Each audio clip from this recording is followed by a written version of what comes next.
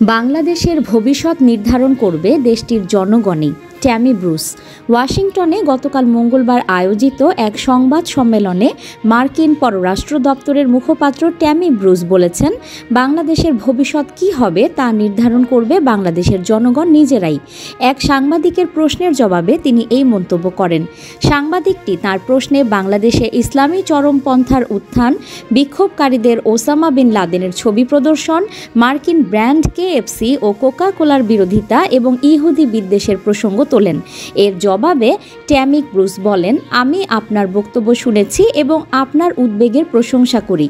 বাংলাদেশ কিছু জটিল চ্যালেঞ্জের মধ্য দিয়ে যাচ্ছে। এসব বিষয় নিয়ে আমরা এর আগেও একাধিকবার আলোচনা করেছি। তিনি আরও যোগ করেন, যেসব সমস্যা ও পরিস্থিতির কথা বলা হচ্ছে সেগুলোর সমাধান বাংলাদেশ সরকারের দায়িত্ব।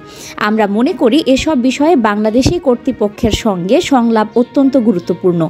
সংবাদ সম্মেলনে ব্রিটিশ MP ও প্রধানমন্ত্রী শেখ হাসিনার বোনের মেয়ে টিউলিপ সিদ্দিকের বিরুদ্ধে গ্রেপ্তারি পরোয়ানা জারির বিষয়টিও উঠে আসে।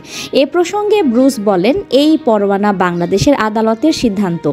সব শেষে ট্যামি ব্রুস জোর দিয়ে বলেন, বাংলাদেশের ভবিষ্যৎ নির্ধারণ করবে দেশটির জনগণ। নির্বাচন ও গণতন্ত্রের মতো গুরুত্বপূর্ণ বিষয়গুলোই বাংলাদেশের মানুষের কাছে মুখ্য। নিউজ ডেস্ক, সংযুক্ত।